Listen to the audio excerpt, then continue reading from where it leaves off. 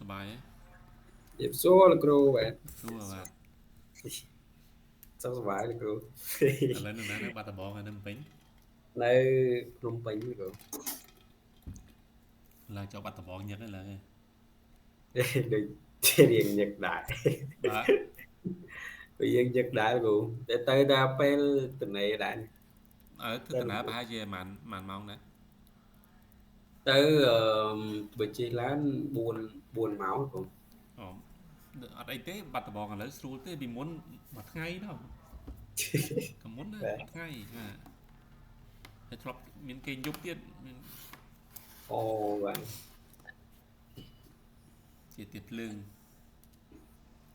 cũng flop tới ở trên non bạ đã bà chọc ồ phơi tôi chứ tôi nhưng cái đấy tôi chừng phơi à lấy việc phơi tơ máu phơi một chùm hiên hết tôi chừng nâng tiền hết bao pi tơ màu bạn và tại sao lên tập bắt tập bóng lấy trong sưu trường sim riệp không còn là cái chập là bướm đấy phần nâng đấy bạn ờ,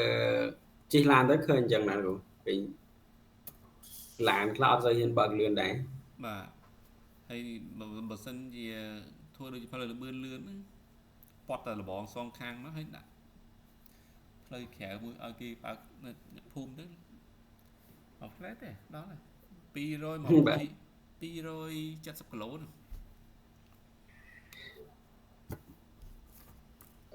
ពណ៌ផ្លូវយើងពុះទ្រូងរាល់ថ្ងៃបើកលឿនអត់កើតឃើញគ្រោះថ្នាក់ច្រើនដែរ đời xa vì miền chlong này nhưng bọt chuối nhưng bọt lại nhưng bọt cả đà បាទវាមានតែផ្លូវទៅឆ្លងច្រើនចា៎បាទ ấy thế để tiết từ nơi đó nè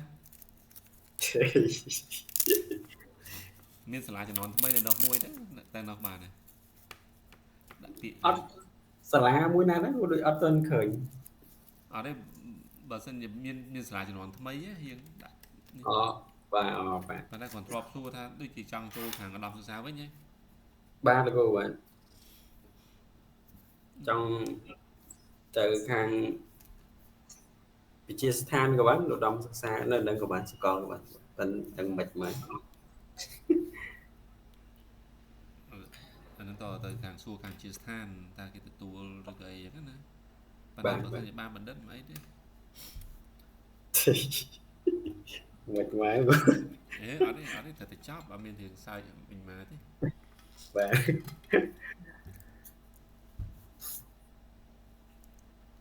ឃើញសិស្សច្បងម្នាក់មុន3 4នាក់ហ្នឹងដូចទៅហ៎ hàng cục rốt này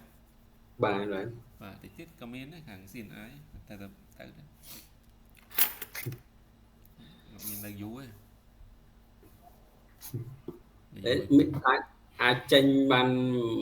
មកជំនាន់នេះអញ្ចឹងអាចអ្នកក្រោយវាមានកម្លាំងធ្វើត nhớ bàn tay kẹp hẻm hàng cục rốt ông đúng hẻm năm nhưng tầm ăn 3 năm nè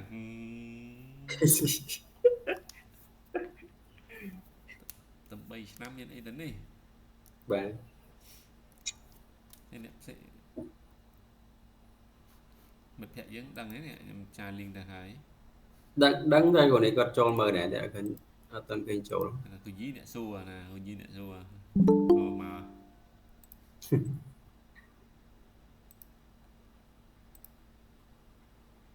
អូគ្រូផុន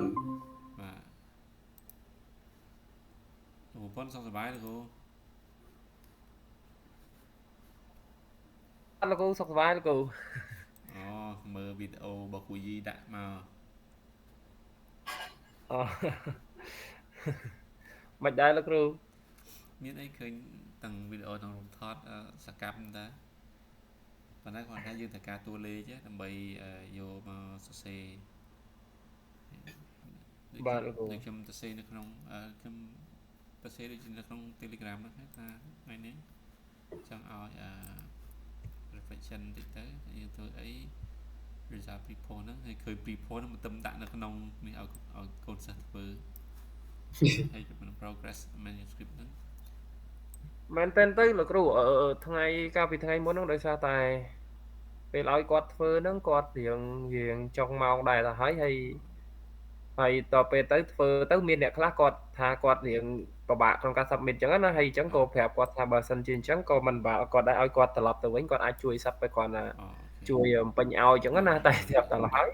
គេនៅតែបាត់តួលេខអញ្ចឹងគាត់អត់នេះដែរ ប៉ុន្តែអត់អីឥឡូវនេះវាឃើញបានដូចជា20ជាងណា បាទដូចជាដល់28នាក់លោកគ្រូ បាទដល់សក់10នឹងឲ្យតែខ្ញុំលើករឿង mortality នេះណាវាប្រភេទអញ្ចឹងសួរបាទមានន័យថាដំបូងបានគ្រប់គ្នាត្រូវទេខ្ញុំគិតថាប្រហែលជាគ្រប់គ្នាព្រោះវានៅក្នុងថ្នាក់ បាទនៅក្នុងថ្នាក់គ្រប់គ្នាលោក នឹងអត់អីចាំពិភាក្សាគ្នាមើលទៅយ៉ាងម៉េច បាទលោក ទៅគួរអាទិន្នន័យអញ្ចឹងយើងអាចបំផោងអីឬក៏យើងអាច limit អីខ្លួនយើងកាត់ទេ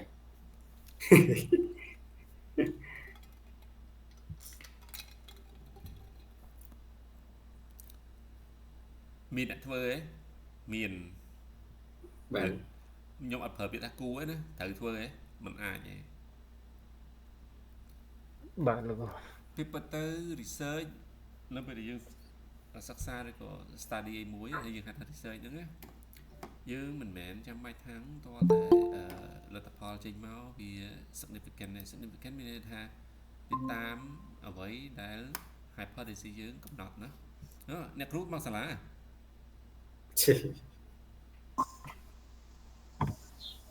អត់បើក microphone នឹងអត់បើក microphone ចូលអ្នកគ្រូនៅសាលា អ្នកគ្រូអត់បើក microphone អ្នកគ្រូលក្ខណៈបើក microphone សង្ស័យច្រៀងអូអ្នកគ្រូនៅសាលាខ្ញុំនៅសាលាគ្រូដោយសារយកមិញមកដល់ពេញ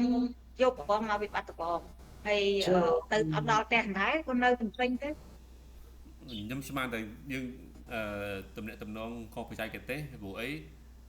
លោកគ្រូយីអត់ទេឃើញដែរលោកគ្រូឃើញផង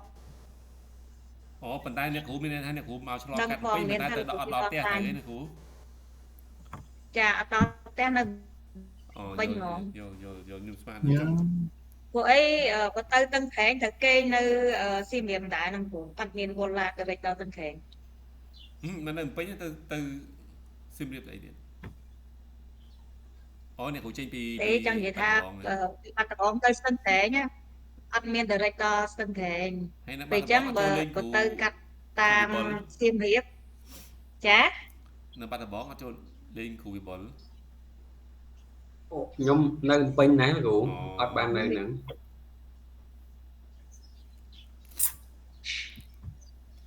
ឃើញវីដេអូបង្រៀនឃើញអីអញ្ចឹងណាយើងនៅសល់គ្រូសំខាន់គ្រប់ប្រសិទ្ធអត់ពេញបោះតេស្តគ្រប់ទេគ្រូហ្នឹងពេលអញ្ចឹងក៏បាទចាំតិចទៀតខ្ញុំចូលប្រចាំងខ្វះ8នាក់ខ្ញុំចូលប្រចាំងឥឡូវយើងចាប់តាមហ្មងណាព្រោះអីជួយគ្នាតិចទៅបែបនេះបាទលោកគ្រូចាំលោកគ្រូនរៈលោកគ្រូលោកគ្រូនិយាយចឹងខាងការិយាល័យគេតាក់ទងមកខ្ញុំគឺថាឲ្យយកកដាឋានតិនឲ្យគេចុះសញ្ញេលោកគ្រូដែលអត់ទាន់បានសញ្ញេចុងក្រោយនេះថាម៉េចលោកយកទៅពេលណាចាំអាចនេះទៅរកពេលជួបនេះទៅអាចខ្ញុំសញ្ញេឲ្យមកក៏បានដែរបាទលោកគ្រូអូខេបាទអញ្ចឹងជួបលោកគ្រូដែលខ្ញុំមកជួបគ្នាថ្ងៃទី4ខែឧសភាឆ្នាំ2025នេះសប្តាហ៍ទីនេះជាទី10របស់យើងណាបាទអញ្ចឹងនៅក្នុងសប្តាហ៍នេះគឺជាសប្តាហ៍បន្ទាប់ពីលោកគ្រូដែលបានអនុវត្តផ្ទាល់នៅក្នុងការធ្វើវគ្គបំពេញសមត្ថភាពដើម្បីប្រមូលអត្ថន័យទៅលើវិធីសាស្ត្របង្រៀនឬក៏ intervention មួយដែលលោកគ្រូបានរៀបចំហើយខ្ញុំសូមមានតម្លៃខ្ពស់សម្រាប់ការចូលរួមនិងការរៀបចំ ហើយនឹងការបង្រៀនបាទយើងឃើញមានការត្រៀមខ្លួនបានច្រើនហើយក្នុងថ្ងៃហ្នឹងសោកស្ដាយដែលលោកគ្រូវិបុលបានចូលរួមបាទល្អមែនតើមានលោកគ្រូបានរៀបចំហើយក៏យើងក៏ឃើញថាគ្រូនិស្សិតក៏បានចូលរួមពេញលេញប៉ុន្តែសម្រាប់ពាក់ព័ន្ធជាមួយនឹង post test ទៀតយើងនឹងពិភាក្សាគ្នាម្យ៉ាងវិញទៀតក្នុងដំណើរការខ្ញុំក៏សូមអរគុណលោកគ្រូយីដែរដែលបានរៀបចំថតហើយផ្សាយមកយើងឃើញអំពីដំណើរការហើយក៏អាចទៅប្រើនៅក្នុងការពិនិត្យឬក៏រំលឹកនៅសកម្មភាពដែលយើងធ្វើនៅក្នុងកំឡុងពេលដែលយើងរៀបចំ manuscript អញ្ចឹងនេះខ្ញុំបានជំរាបជូនពី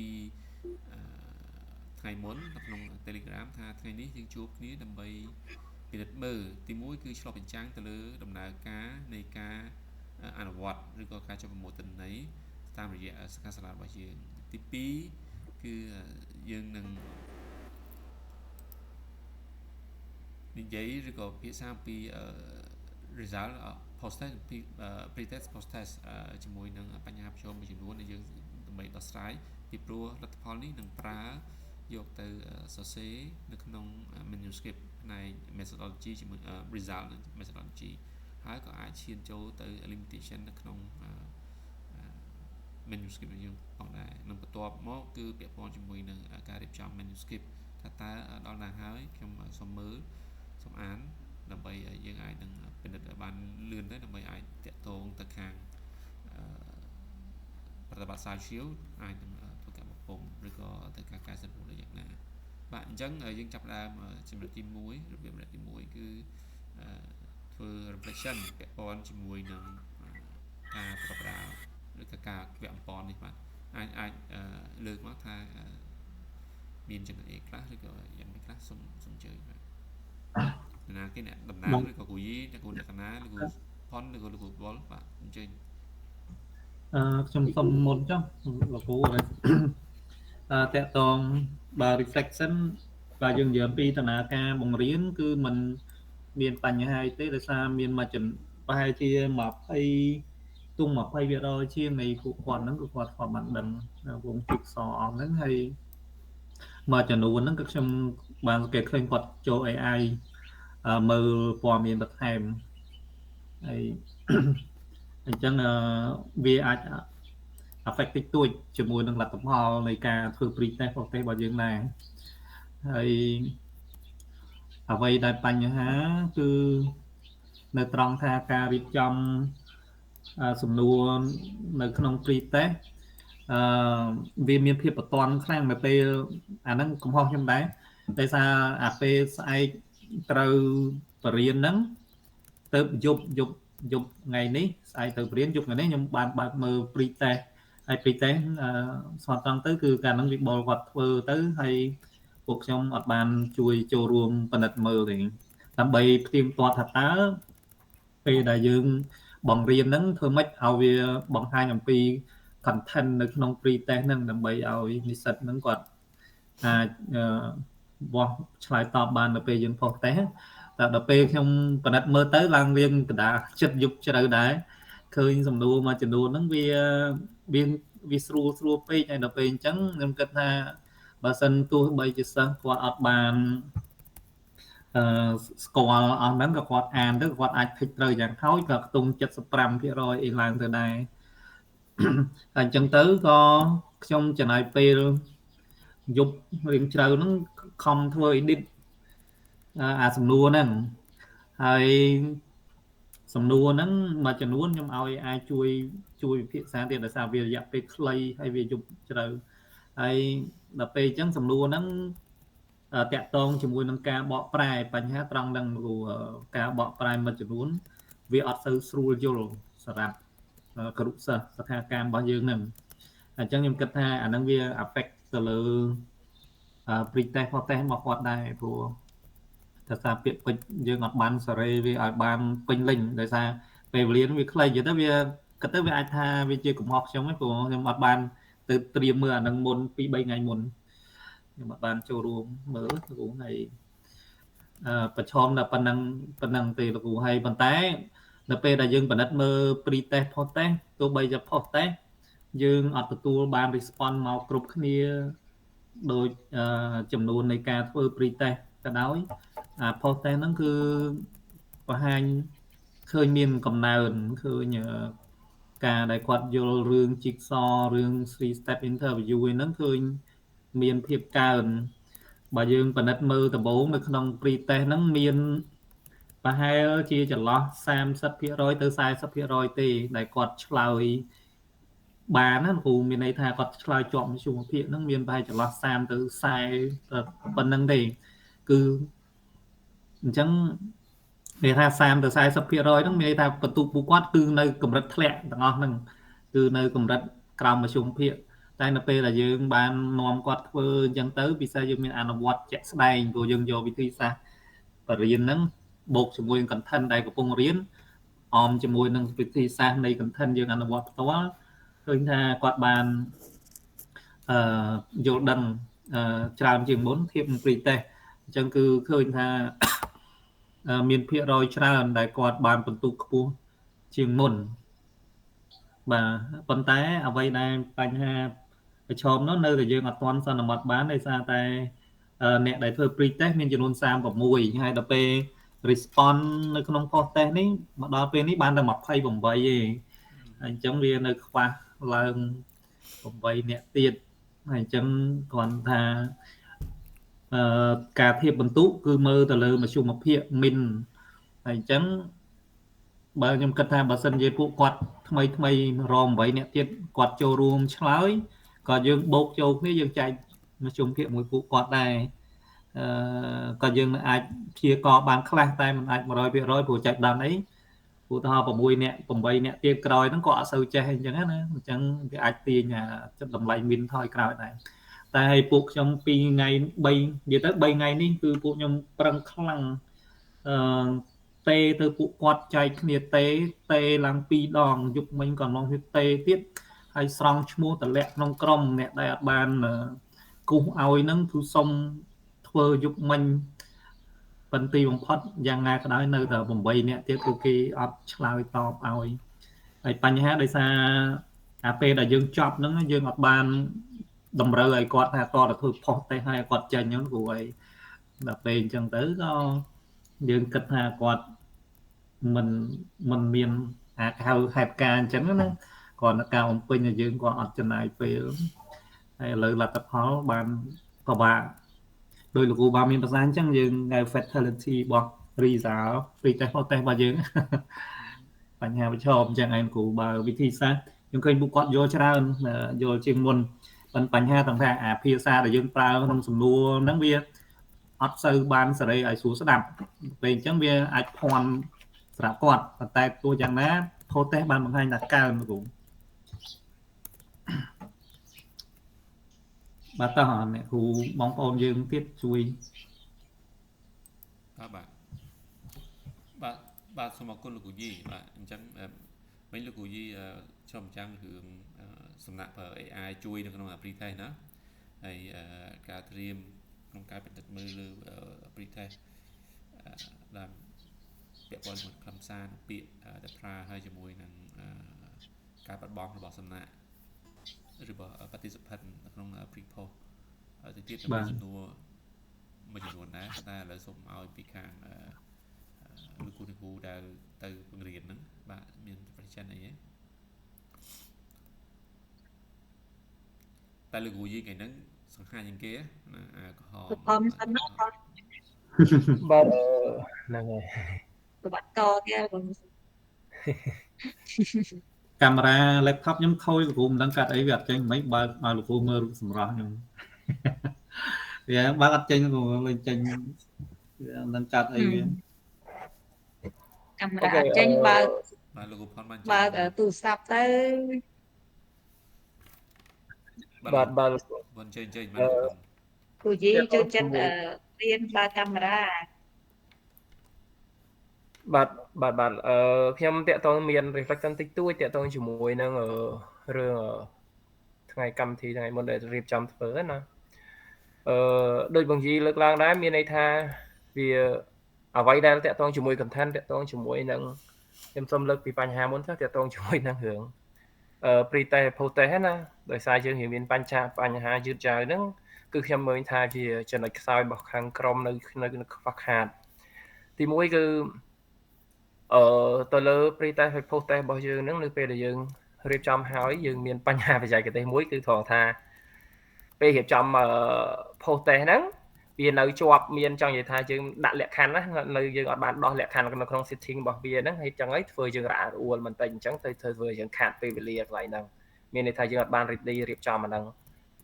មែនតើទៅមុនចាប់ដើមខ្ញុំបានធ្វើដែរប៉ុន្តែវាជាចំណុចខ្វះខាតលើចំណុចហ្នឹងដល់ពេលអញ្ចឹងហើយទៅធ្វើឲ្យដំណើរការនៃការប្រមូលទិន្នន័យរបស់យើងនៅកន្លែង post test ហ្នឹងទៅរៀងយឺតយ៉ាវហើយធ្វើឲ្យអាចមានបញ្ហាហ្នឹងខ្ញុំគិតថាអញ្ចឹងហើយចំណុចមួយទៀតគឺតាក់ទងជាមួយនឹងការធ្វើបទបង្ហាញរបស់ខ្ញុំបើសម្រាប់ខ្ញុំយល់ឃើញនៅក្នុងដំណើរការនៃការរៀបចំបទបង្ហាញហ្នឹងមានន័យថាដោយសារតែយើងធ្វើទៅវាអត់បានគ្រប់ទៅតាមពេលវេលាតាក់ទងជាមួយនឹង schedule ឬក៏ agenda របស់យើងដែលយើងដាក់ដល់ពេលយើងធ្វើមែនតើទៅយើងធ្វើអត់បានទេដោយសារតែការធ្វើបទបង្ហាញវា delay ពេលវេលាយូរច្រើនពេកអញ្ចឹងណានឹងជាហេតុជាបញ្ហាដែរខ្ញុំមើលឃើញហើយអញ្ចឹងវាអាចធ្វើឲ្យសិក្ខាកាមរបស់យើងក៏មានបញ្ហាអាចគាត់មានបញ្ហាអញ្ចឹងណាលើចំណុចហ្នឹងដោយឡែកតាក់ទងជាមួយនឹងការចូលរួមខ្ញុំគិតថាកន្លែងនេះតើវាជាសំណួរអីលោកគ្រូកន្លែងនេះខ្ញុំគិតថាតើវាអាចជាបញ្ហាទេការធ្វើបទបង្ហាញថ្ងៃមុនឬក៏រៀបចំថ្ងៃមុនខ្ញុំគិតថាការចូលរួមរបស់សិក្ខាកាមពិតជាសកម្មមែនតើរាល់សកម្មភាពដែលដាក់ទៅគឺគាត់ធ្វើបានគាត់សកម្មអញ្ចឹងប៉ុន្តែខ្ញុំគិតថាបើសិនតែយើងយកទៅប្រៀបធៀបថាសិក្ខាកាមមិនមែនជាពួកគាត់បើសិក្ខាកាមជាកន្លែងផ្សេងជាអ្នកផ្សេងខ្ញុំគិតថាប្រហែលជាដំណើរការរបស់យើងវាអាចរលូនអញ្ចឹងឯងអាហ្នឹងហើយអញ្ចឹងយើងត្រូវគិតដល់ចំណុចហ្នឹងថែមទៀតដែរអាហ្នឹងដែលជាបញ្ហារបស់ខ្ញុំតែដោយឡែកខ្លីៗតាក់ទងជាមួយចំណុចខ្សែហើយតាក់ទងជាមួយនឹងចំណុចដែលល្អនេះខ្ញុំគិតថាការធ្វើហ្នឹងគឺបានល្អមានន័យថាសិក្ខាកាមមុនពេលដែលចាប់ផ្ដើមគាត់ហាក់ដូចជាអត់ដឹងដែរមានន័យថាលើវិធីសាស្ត្រមួយចំនួនហ្នឹងគាត់រៀងដូចជានៅសពេចសពិលច្រើនដែរហើយដល់ពេលយើងធ្វើបទបង្ហាញទៅគាត់ហាក់ដូចជាមានការយល់ដឹងច្រើនហើយនឹងការចូលរួមសកម្មរបស់ពួកគាត់បានច្រើននឹងឯងនឹងអញ្ចឹងខ្ញុំដូចជាខ្លីៗប៉ុណ្ណឹងលោកគ្រូហើយប៉ុន្តែជាបញ្ហាចុងក្រោយហ្នឹងគឺបញ្ហាដែលយើងលោកគ្រូដឹងថាមានន័យថានៅពេលយើងប្រមូល post-test របស់យើងនឹងអត់បានគ្រប់ជ្រុងជ្រោយប៉ុន្តែខ្ញុំគិតថានឹងមានបញ្ហាដែលយើងចាប់ផ្ដើមអញ្ចឹងដូចខ្ញុំនិយាយអញ្ចឹងទី1គឺដោយសារយើងអត់បានគ្រប់គ្រងពេលវេលាក្នុងការធ្វើបទបង្ហាញទុកពេលវេលា post-test បានត្រឹមត្រូវហើយដល់ពេលដែលយើងចាប់ដើមធ្វើទៅវាពេលវេលាខូចហើយគាត់ក៏ហាក់ដូចជាមានអ្នកខ្លះត្រូវប្រញាប់ទៅធ្វើការងារទៅអីបន្តទៀតអញ្ចឹងទៅហើយអញ្ចឹងយើងអាចញ៉ាំគាត់ទៅជាហេតុដែលធ្វើយើងអត់អាចប្រមូលនៅក្នុងថ្នាក់បានទាំងអស់បើមិនយើងមានពេលវេលាត្រឹមត្រូវយើងអាចប្រមូលបាននៅក្នុងថ្នាក់ត្រឹមត្រូវចាំឲ្យគាត់ចាញ់វាជារឿងល្អមែនតើខ្ញុំដូចជាមានប៉ុណ្ណឹងលោកគ្រូបាទអរគុណច្រើនបាទសូមអរគុណលោកគ្រូផុនបាទសូមអរគុណលោកគ្រូផុនបាទអ្នកគ្រូតែកណាមានអីទេចាលោកគ្រូខ្ញុំចង់ share ប៉ុន្តែវាអត់ចេញអូខេខ្ញុំពាក់ព័ន្ធនឹង report ហ្នឹងពួកខ្ញុំបានរៀបចំរួចហើយអ្នកគ្រូនិយាយទៅ report កំណត់ណាអ្នកគ្រូនៅក្នុងចំណុចទី1សិនបានទេ reflection សិនណាខ្ញុំចង់និយាយពី ចាដោយសារលោកគ្រូចាចង់បញ្ជាក់ថាពាក់ព័ន្ធនឹងសម្រាប់ខ្ញុំគិតថាពាក់ព័ន្ធនឹងដំណើរការបដិបដានេះវាមានភាពរលូនហើយដោយមិត្តរួមថ្នាក់ទាំងពីរនាក់គឹមយាយនិងសុផុនគាត់លើកឡើងអញ្ចឹងអ្វីដែលជាបញ្ហាប្រឈមដែលយើងមើលឃើញហ្នឹងគឺពាក់ព័ន្ធនឹងរយៈពេលបដិបដាហ្នឹងយើងគិតថាខ្លីពេកហើយសកម្មភាពរបស់យើងគឺអត់ follow up តាម schedule ដែលយើងបានរៀបចឹងណាលោកដោយយើងឃើញថាពាក់ព័ន្ធនឹង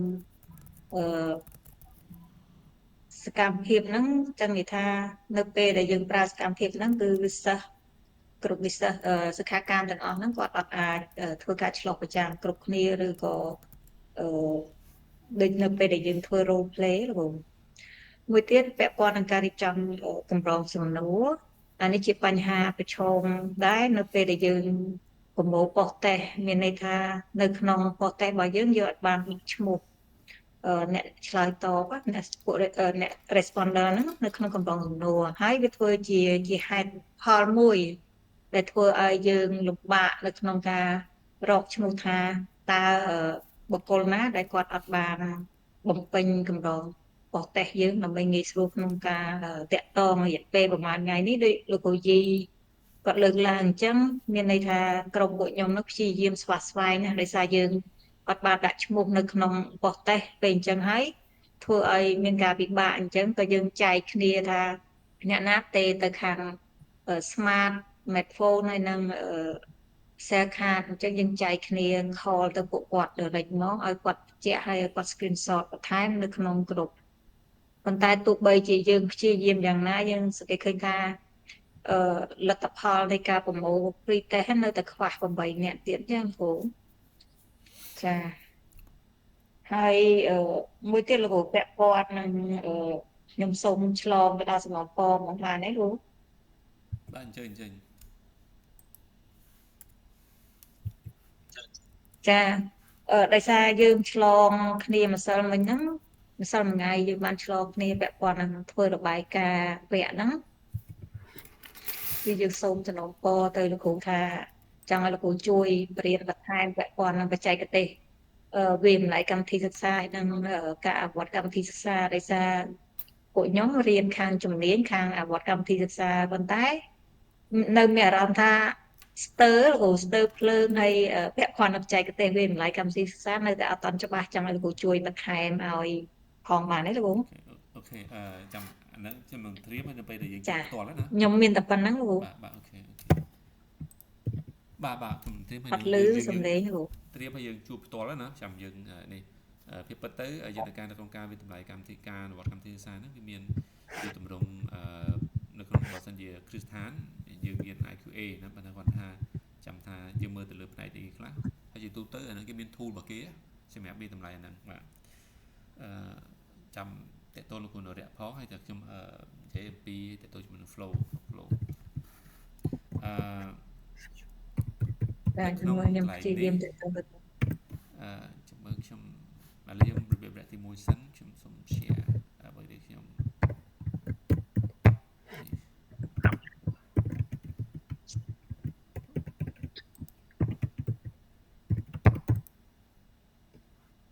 ឃើញទេឃើញខ្ញុំ share ទេឃើញលោកឃើញបាទអត់ចាឃើញហើយបងបាទអញ្ចឹងពាក់ព័ន្ធជាមួយនឹងការឆ្លុះបញ្ចាំងហ្នឹងខ្ញុំសូមអរគុណសម្រាប់ការចូលរួមឆ្លុះបញ្ចាំងនេះពាក់ព័ន្ធជាមួយនឹងក្រុមសំណាក់ប្រើ AI ដើម្បីជួយធ្វើ pre-test ដោយលោកគ្រូវិជីមានប្រសាសន៍ហ្នឹងវាមិនជាបញ្ហាទេនៅពេលដែលគាត់ប្រើឬក៏អីអញ្ចឹងណាប៉ុន្តែយ៉ាងណាមិញនៅពេលដែលឥឡូវនេះខ្ញុំនឹងចូលមួយខ្ញុំសូមបញ្ជាក់ថាសូមកុំបារម្ភនេះគឺជាការអនុវត្តណាពីព្រោះនៅពេលដែលខ្ញុំបង្រៀនលោកគ្រូអ្នកគ្រូស្ដាប់លោកគ្រូអ្នកគ្រូអត់តន់ជួបទេលោកគ្រូអ្នកគ្រូអត់តន់ជួបលោកគ្រូអ្នកគ្រូគិតថាវាអត់អីទេហើយឧទាហរណ៍ខ្ញុំថាចប់ពីនេះហើយជួបប្រជុំគ្នាហើយពិនិត្យមើលទៅលើឯកសារហ្នឹងណាត្រៀមណាអូខេប្រជុំខ្ញុំអត់ដឹងទេអញ្ចឹងខ្ញុំអត់បន្ទោសណាប៉ុន្តែគ្រាន់តែចង់ឲ្យអ្វីទាំងអស់នេះគឺជា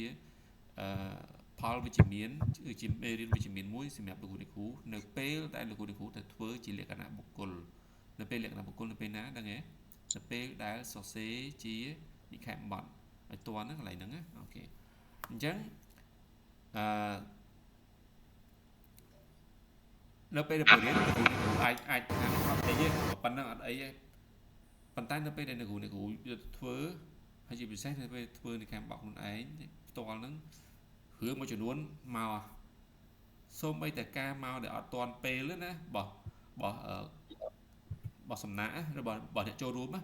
មែនជាកំហុសរបស់អ្នកស្រាវជ្រាវទេប៉ុន្តែអ្នកស្រាវជ្រាវត្រូវមកស្រាវយល់អីដែលខ្ញុំនិយាយតើណាអញ្ចឹងរឿងតូចរឿងអីមួយចំនួនត្រូវតែគិតឲ្យគ្រប់ជ្រុងជ្រោយបើទោះមិនបានគ្រប់ជ្រុងជ្រោយគឺយើងគិតឲ្យបានល្អិតល្អន់ណាហើយនឹងត្រៀមដំណោះស្រាយអញ្ចឹងចាប់ពីទី1ក្រុមប្រើសំណាក់ប្រើ AI ក្នុងការជួយធ្វើ pre-test នេះមិនជាអ្វីប៉ុន្តែគាត់ថាដើម្បីជាការដោះស្រាយនៅក្នុងចំណុចកន្លែងនេះខ្ញុំយល់ថានៅក្នុងពេលអនាគតយើងក៏អាចហាមបានដែរប៉ុន្តែពេលលោកគ្រូធ្វើ pre-test post-test លោកគ្រូគិតទៅមិនដើម្បីកាត់បន្ថយ risk កន្លែងហ្នឹងឬក៏បើគាត់ប្រើយ៉ាងម៉េច នៅក្នុងនេះបើសិនជាអាចទេឧទាហរណ៍ថានៅពេលដែលគាត់ប្រើនៅពេលដែលយើងធ្វើមិនអាចទេហើយក្នុងអនាគតត្រូវប្រើ AI ទេប៉ុន្តែលោកគ្រូត្រូវរកដំណោះស្រាយថាតើនៅពេលដែលគាត់ប្រើ AI យើងដឹងដល់របៀបណាឬក៏មានការណែនាំជាពិសេសលោកគ្រូអាចផ្ដល់ជាការណែនាំជាក់លាក់មួយឬក៏ច្បាស់មួយប្រាប់ថាដោយសារខ្ញុំបានតន់ហើយព្រោះនៅពេលដែលខ្ញុំមុនខ្ញុំចេញហ្នឹងមានដូចជាលោកគ្រូយីឬក៏នេះបានជំរាបថាឲ្យចូលរួមធ្វើតាមដែលអាចធ្វើបានព្រោះនេះគឺជាលទ្ធផលគឺជា pre test ដើម្បីវាស់អំពីប្រសិទ្ធភាពហ្នឹងខ្ញុំដឹងប៉ុន្តែថ្ងៃក្រោយនៅពេលដែលលោកគ្រូធ្វើត្រូវគិតកន្លែងហ្នឹងដែរមានន័យថាជាការណែនាំលើកទឹកចិត្តជំរុញទៅដល់ក្រុមគោលដៅហ្នឹងឬក៏ participant របស់យើងហ្នឹងក្នុងការចូលរួមធ្វើដើម្បីកាត់បន្ថយគេហៅថា latent variable គឺចៃផ្សេងៗទៀតការប្រើ AI ការខ្សឹបខ្សៀវគ្នាការមើលអីហ្នឹងទៅលក្ខណៈហ្នឹងជាទី1ឬក៏មួយទៀតលោកគ្រូអាចនឹងប្រើជាกระดาษប៉ុន្តែខ្ញុំគិតថា paper pencil នៅក្នុងថ្ងៃអនាគតអាចនឹងពិបាកថាជាពិសេសគឺដំណោះស្រាយខ្ញុំគិតថាការណែនាំការលើកទឹកចិត្តជាការល្អទី2ការមិនបានត្រៀមក្នុង pre-test post-test ដែលឆ្លុះបញ្ចាំងនៅក្នុងសារនិងពាក្យពេចន៍នៅក្នុងការប្រើដូចខ្ញុំបានជម្រាបពីខាងដើមអញ្ចឹងនេះគឺជាបទពិសោធន៍ក្នុងការអនុវត្តពិតបាទហើយលោកគ្រូនឹងត្រូវយកបទពិសោធន៍នេះពិនិត្យមើលសិក្សាកែលម្អដើម្បីយកទៅអនុវត្តនៅក្នុងការប្រមូលទិន្នន័យរបស់លោកគ្រូជាលក្ខណៈបុគ្គលនាពេលអនាគតដ៏ខ្លីខាងមុខនេះបាទអញ្ចឹង pre-test post-test មិនត្រូវអញ្ចឹងហើយទី1ហេតុអីត្រូវតែធ្វើតទៅជាមួយនឹង validation ជាមួយនឹង expert មួយឬ content try out មួយជាមួយនឹងក្រុមគោលដៅលោកគ្រូប្រហែលជាធ្លាប់ឃើញណានៅពេលដែលខ្ញុំបង្ហាញ flow នៃ research របស់ខ្ញុំណាគឺខ្ញុំមានទាំង validate tool ហ្នឹង instrument ហ្នឹងជាមួយនឹង expert 5នាក់ហើយជាមួយនឹង validate ជាមួយនឹងតាមរយៈ try out មានថាហុចឲ្យគេធ្វើឲ្យគេគូសឲ្យគេមើលគេកន្លែងណាគេឆ្ងល់កន្លែងណាគេអត់យល់ពាក្យពេចន៍គេសួរមកវិញក្រុមគោលដៅសួរមកវិញនឹងហើយគឺជាការផ្នែកមួយដែលយើងត្រូវត្រៀមហើយបើសិនជាលោកគ្រូនេះគ្រូធ្វើនៅក្នុង Google Form លោកគ្រូនេះគ្រូក៏ត្រូវតែធ្វើដូចជាกระดาษចឹងមកណាគាត់ថាផ្សាយគេមានភាពលំបាកមិនត្រៀម QR code មិនបើក option មិនអាហ្នឹងក៏ត្រូវតែគិតណាបាទទី3មិនទទួលបាន pre-post គ្រប់ចំនួននេះនឹងមាននៅក្នុងការសរសេរ manuscript របស់យើងហើយវាគឺជារឿងធម្មតាសូមកុំបារម្ភលើចំណុចកន្លែងហ្នឹងណាបាទពីព្រោះវាជារឿងធម្មតា pre-post អានេះ pre-post លោកគ្រូធ្វើមួយថ្ងៃលោកគ្រូឃើញ pre-post នេះលោកគ្រូថាអត់បានគ្រប់គ្នាជួនកាល mortality ហ្នឹងវាបាត់តាំងពីពេលធ្វើ pre ដំបូងបបចូលមករៀនបាន2 វីដេអូឬក៏ចូលមកទទួល treatment 2 វីដេអូក៏ឈប់ទៅឈប់ឲ្យទទួលយើងក៏មិនដឹងថាធ្វើមិនទៀតហើយក៏មិនអាចតាក់ទងបានទៀតនេះសំណាងលោកគ្រូនៅតាក់ទងគាត់បានណាអញ្ចឹងចង់បញ្ជាក់ថាវាមិនមែនជារឿងចម្លែកទេដែលមាន mortality នៅក្នុងកំឡុងពេល data collection ជាពិសេសគឺលើ pre-post ប៉ុន្តែក៏ត្រូវតែយើងខ្ញុំសូម accept លោកគ្រូនៅបន្តិចប៉ុន្តែក៏ត្រូវត្រៀមណាក៏ត្រូវតែគិតជាមុនដែរខ្ញុំសួរមួយវិញហ្មងpre-post មានស្គាល់អត្តសញ្ញាណរបស់សិស្សហ៎នៅពេលដែល pre មានស្គាល់ទេថានរណាគេឧទាហរណ៍ថាជោគច័ន្ទជាយាធ្វើបានបន្ទុក pre 5អ្នកគូលក្ខណៈ8លោកគ្រូមានទេបងយើងនេះចំណុចនេះឯងដែលខ្ញុំលើកឡើងយើងអត់មានដាក់ឈ្មោះហើយដោយសាររបស់យើងនោះគ្រូសិក្ខាកាមយើងមួយចំនួនក៏អត់ប្រាក់ email ទៀតហើយអញ្ចឹងអត់យើងអាចគ្រាន់បានតែត្រង់អត្តសញ្ញាណដូចថាគាត់នៅក្នុងជំនាញអីអញ្ចឹងតែប៉ុណ្្នឹងទេអូខេលោកគ្រូតាមធម្មតាបើខ្ញុំយល់ជាទូទៅពេលយើងប្រមូល pre-test post-test នេះដូចជាអត់ចាំបាច់កំណត់អត្តសញ្ញាណរបស់គាត់ទេមែនលោកគ្រូព្រោះយើងកំណត់អត្តសញ្ញាណរបស់គាត់វាអាចវាធ្វើឲ្យប៉ះពាល់អារម្មណ៍របស់អ្នកឆ្លើយដែរលោកគ្រូអូខេបាទ Dạ, ok. Bà. Việc đặt kho con tay conចំណុចនេះវាជាបញ្ហាប្រឈមរបស់យើងដែរដូចក្នុងករណីដូចប្រហែលរយៈពេលប្រហែលថ្ងៃនេះឃើញថា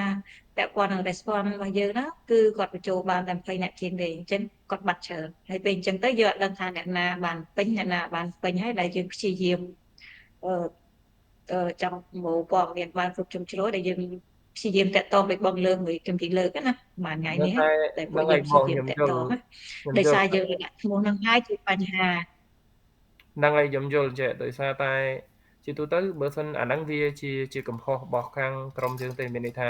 ដោយសារតែយើងគ្រប់គ្រងពេលវេលាអត់បានហើយឲ្យគាត់ធ្វើប្រមូលនៅក្នុងគណៈអភិបាលសុំកាន់តិចណាសុំកាន់តិចគុំនិយាយពីកំហុសទៀតវាមិនមែនជាកំហុសបាទលោកគ្រូបាទអត់អីគ្រាន់ថាជាកង្វះខាតរបស់យើងដែលយើងអត់បានអញ្ចឹងណាអញ្ចឹងបើកន្លងទៅខ្ញុំយល់ថាខ្ញុំធ្លាប់នេះមួយចំនួនជាទូទៅ pre test post test គេអត់កំណត់អត្តសញ្ញាណទេមានន័យថាអត់បង្ហាញអត្តសញ្ញាណទេអញ្ចឹងហ្នឹងហើយកន្លែងខ្ញុំចូលតិចបាទខ្ញុំសូមចូលកន្លែងតិចតែប៉ុន្តែត្រូវហើយសុផុននិយាយនឹងអត់ខុសទេបើសិនជាដូចថាក្នុងករណីសំណួរហ្នឹងវាថា sensitive តាក់ទងជារឿងស្អីផ្សេងរឿង sensitive ណាអាហ្នឹងយើងអត់ត្រូវការតាក់សញ្ញាទេវាអាចមានបញ្ហាទៅវិញមកប៉ុន្តែឧទាហរណ៍ថាអានេះយើងចង់ដឹង progress ឈ្មោះក្នុងការរៀនរបស់យើងណាយើងគិតថាបើសិនអាចដាក់ឈ្មោះក៏ដូចជាមិនជារឿងថ្មីព្រោះវាអត់មានឧទាហរណ៍គេដឹងរឿងអាត់កបាំងនឹងទៅវាប៉ះពាល់អីគាត់វាមានផល effect អីណា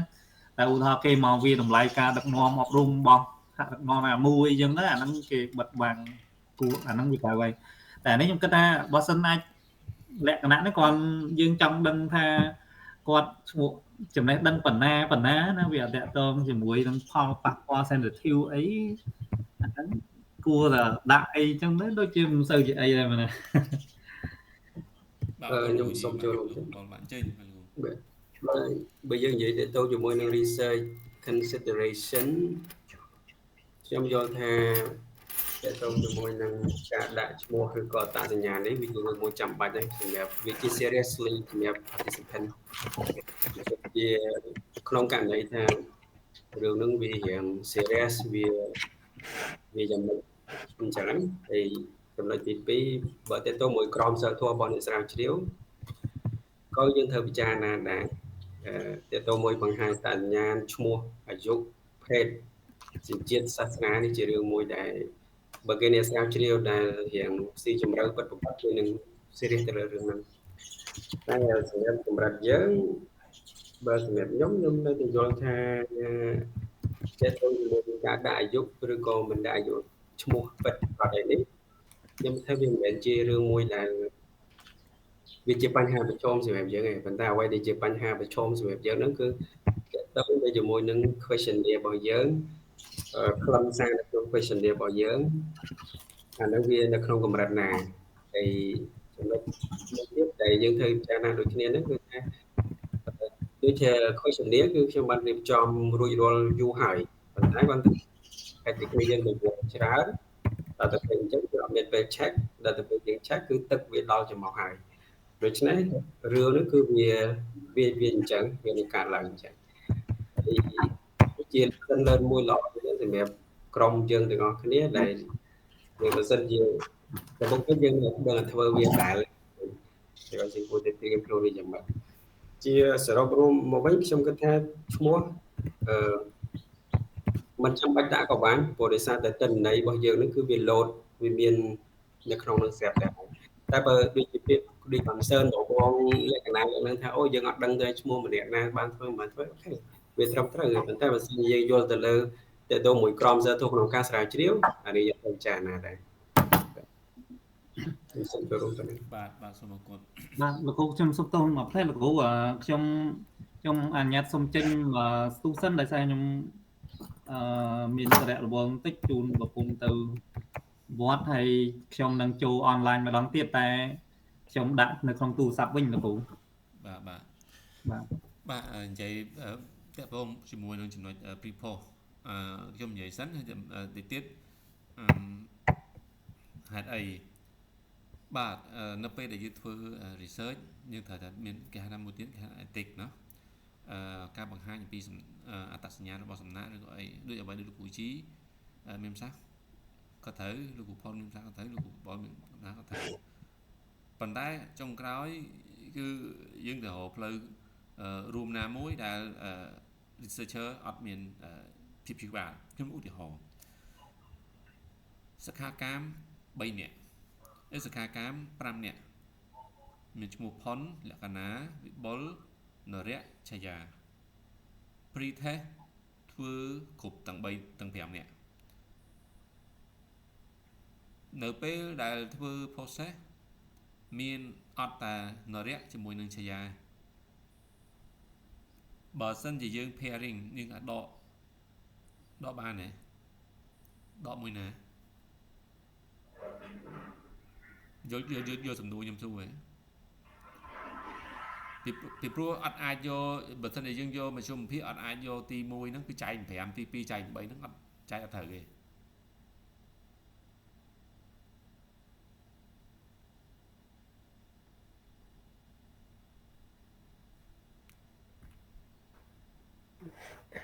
្ញុំអត់ទាន់យល់អ្វីដែលលោកគ្រូចង់មានប្រសាសន៍លោកគ្រូចា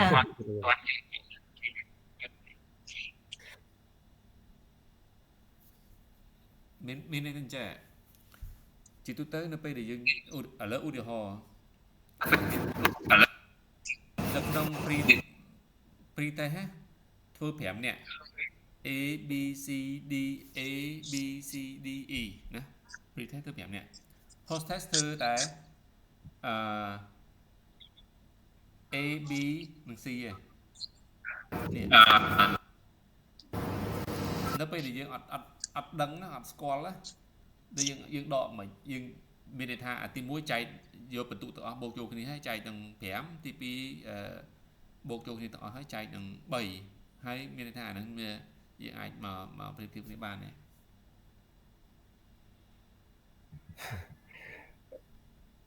អត់ត្រូវទេលោកគ្រូ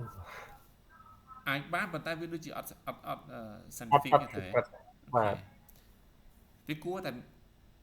យើងដឹងថានរណាភាវាឲ្យមកបូកដកឲ្យដើម្បីប្រាប់ថាអូយើងដឹងអានេះប៉ុន្តែក៏អត់អាចត្រូវឲ្យគេដឹងនេះដែរ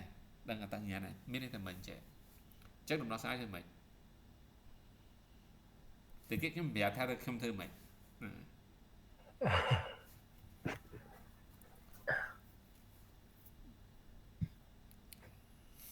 ជួយគិតមើលអូខេអត់អីទេអញ្ចឹងនៅក្នុងកន្លែងនេះនៅពេលដែលចេញទៅធ្វើមែនតើធ្វើខ្លួនឯងនឹងត្រូវទី1ដូចលោកគ្រូបលថាអញ្ចឹងត្រូវត្រៀមទៅលើអា tool ឬក៏តេស្តហ្នឹងតាមpilot and try out អាហ្នឹងឲ្យជាក់ត្រូវតែធ្វើហ្មងអញ្ចឹងហេតុអីបានត្រូវតែធ្វើអាហ្នឹងពីព្រោះដើម្បីជៀសវាងនៅពេលដែលយើងយកទៅដាក់ implement មែនតើហើយអត់អាចត្រឡប់ក្រោយបានទេអាកង់ចេះតែវល់ទេអញ្ចឹងត្រូវតែឆ្លងកាត់ចំណុចកន្លែងហ្នឹងមួយទៀតគឺសំណាក់ត្រឹមត្រូវនៅពេលដូចលោកគ្រូយីមានប្រសាសន៍អញ្ចឹងគ្រប់ភាពទៅគ្រប់ទាំងអស់យើងត្រូវមាន ethic កន្លែងហ្នឹងប៉ុន្តែគ្រាន់តែជាទូទៅរឿងមួយចំនួនទោះបីជាខ្ញុំទៅសម្ភាសគេក៏ខ្ញុំសុំឈ្មោះគេដែរណាត្រូវអត់មានគេមកសម្ភាសយើងក៏គេយ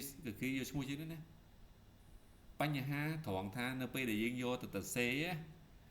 យើងបង្ហាញឈ្មោះគេអត់តែប៉ុណ្្នឹងឯងយល់អីដែលខ្ញុំនិយាយហ៎បាទលោកគ្រូបាទខ្ញុំទៅសម្ភាសមួយលោកគ្រូផុននិយាយអំពីរឿង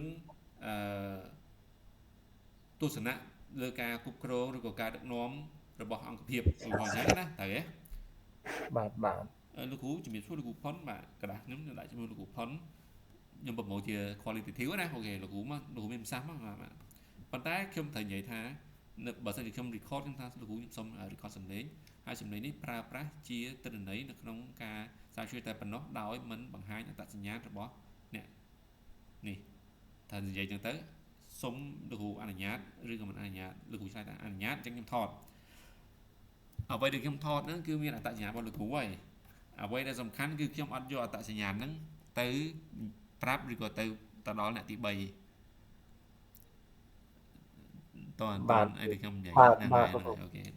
case ហ្នឹងវាដូចគ្នាជាមួយនឹង pre-point ដូចគ្នាប៉ុន្តែ នៅពេលដែលយើងដាក់ឈ្មោះហើយយើងបានបញ្ជាក់អញ្ចឹងណាវាអត់បញ្ហាទេក្រមសីលធម៌អូខេយើងមានហើយប៉ុន្តែអារម្មណ៍របស់អ្នកចូលរួមអាហ្នឹងគឺមួយផ្សេងទៀតតែគេការខ្ញុំធ្វើមិននៅពេលដែលខ្ញុំធ្វើ pre test post test របស់ខ្ញុំហ្នឹងណាខ្ញុំមានឈ្មោះ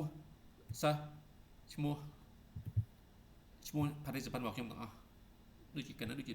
15នាក់ដល់1នាក់អូខេដែលឈ្មោះទី1ខ្ញុំអត់ដាក់នេះទេខ្ញុំដាក់ A1 ឬក៏ដាក់លេខ1តែកណ្ដឹងខ្ញុំដាក់ដូចជាដាក់អក្សរឲ្យមួយដាក់លេខទៀតអញ្ចឹងមកច្បាប់ pre post ហ្នឹង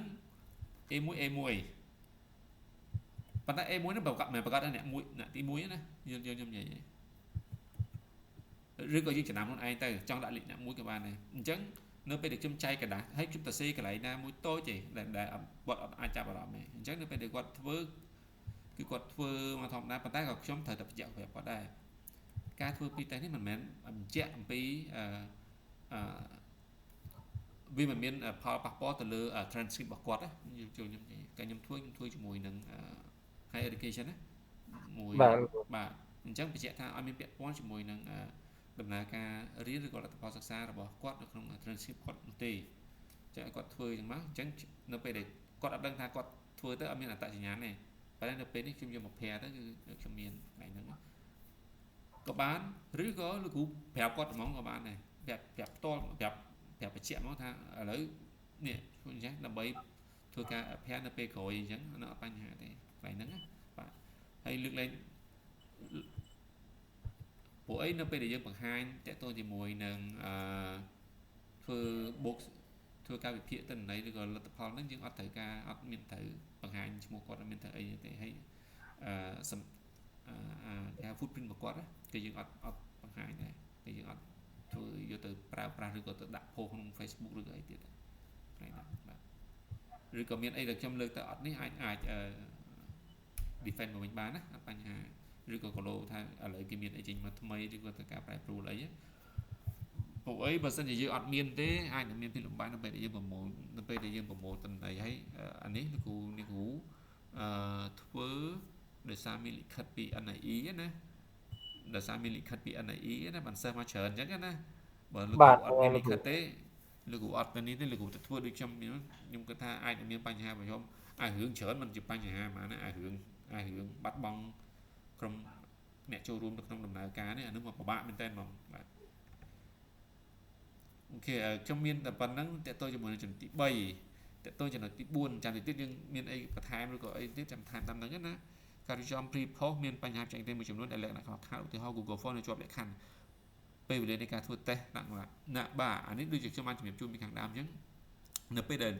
បន្ទាប់ទៀតលោកគ្រូធ្វើខ្លួនឯងមានថាម្នាក់ឯងណាអត់មានអ្នកណាគេជួយទេមានតែលោកគ្រូជាមួយនឹង advisor ឬក៏ co-advisor ទេអញ្ចឹងលោកគ្រូទៅមើលចំណុចកន្លែងហ្នឹងបានច្បាស់លាស់ហើយ try out ផងបើអត់អញ្ចឹងទេនឹងជួបហើយលោកគ្រូមិនចាំទេនៅពេលដែលយើងជួបគ្នានិយាយធ្វើអាហ្នឹងហាក់ដូចជាលោកគ្រូអត់តន់អីទេត្រូវរួចរាល់អស់ហើយនៅពេលដែលធ្វើបានដឹងថាអូខ្វះកន្លែងនេះសូម្បីតែសិស្សសូម្បីតែក្រុមអ្នកចូលរួមមកយឺតម៉ោងក៏វាមានបញ្ហាដែរឧទាហរណ៍តែជំនាន់ខ្ញុំលើកខ្ញុំប្រមូលទិន្នន័យជាទូទៅនៅសាលាឯកជនគេរៀនពីមុខ1ម៉ោងកន្លះអញ្ចឹងមកវេនហ្នឹងគឺ3ម៉ោងប្រហែលជាលោកគ្រូធ្លាប់ដឹងណាអញ្ចឹងបើសិនជាមកយឺតយើងបង្រៀនឲ្យ content អត់អស់វាក៏មាន implication វាមានផលចាស់មានផលប៉ះពាល់បន្តិចម្ដងអាហ្នឹងក៏ជារឿងមួយដែរហ្នឹងណាហើយជាពិសេសលោកគ្រូធ្វើបទលោកគ្រូនេះគឺតែមករសៀលអញ្ចឹងរឹតតែមានផលប៉ះពាល់ប៉ុន្តែអត់អីទេរៀនអស់គ្នាកាត់សម្គាល់ចំណាំវាហើយយកតកែនៅពេលដែលលោកគ្រូធ្វើវាខ្លួនឯងណាក្របខ័ណ្ឌពេលវេលា pre test អូខេកន្លែងហ្នឹងទី5សកម្មការមានការចូលរួមសកម្មឆ្លុះបញ្ចាំងទៅនឹងអនុវត្តនៃការងារនៅខាងបទអូខេអញ្ចឹងដូចខ្ញុំនិយាយអញ្ចឹងសកម្មការចូលរួមសកម្មទី1 field លោកគ្រូបង្រៀនត្រូវជាមួយនឹងអីដែលគេរៀនគេដឹងគេចង់អនុវត្តប៉ុន្តែជីវិតវាអត់អាចស្អាតអត់អាចល្អចឹងបានទេជួនកាលឧទាហរណ៍ថាលោកគ្រូផុនធ្វើរឿងអីមួយទៅស្នើសុំទៅសាលាដើម្បីសុំក្រុមគោលដៅដើម្បីមករៀនមកចូលរួមធ្វើការexperiment ហ្នឹងប៉ុ ប៉ុន្តែមិនប្រកាសថាក្រុមគោលដៅហ្នឹងនឹងបានដូចអ្វីដែលលោកគ្រូផុនបានហ្នឹងណាតនេះអ្វីដែលខ្ញុំលើកបានលោកគ្រូចង់យល់បាទអូខេអញ្ចឹងនៅពេលដែលធ្វើនិកាយបបរបស់លោកគ្រូបើសិនជាលោកគ្រូធ្វើជានៅក្នុងទម្រង់ជា quasi experiment ហ្នឹងលោកគ្រូតែគិតកន្លែងហ្នឹងដែរមានរឿងច្រើន6រយៈពេលខ្លីសម្រាប់ការប្រកបធៀបជាមួយនឹងសកម្មភាពអានេះនៅពេលដែលលោកគ្រូ design ឧទាហរណ៍លោកគ្រូធ្វើជា training program ជា curriculum training program មួយលោកគ្រូក៏ត្រូវតែមើលចំណុចកន្លែងហ្នឹងទាំងសកម្មភាពទាំង instruction ក្នុងការណែនាំលក្ខណៈកន្លែងហ្នឹងខ្ញុំចូលរួមប៉ុណ្ណឹងមានអីបន្ថែមទៀតយើងចំណុចទី3នឹងនិយាយច្រើននៅក្នុងរបៀបរយៈទី3ណាអូខេមានអីទៀតទេចូលរួមទេឬក៏យ៉ាងណាបាទអញ្ជើញ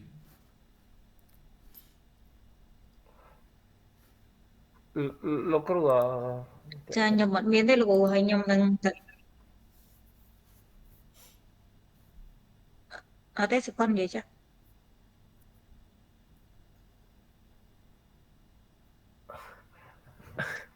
អត់អីទេបង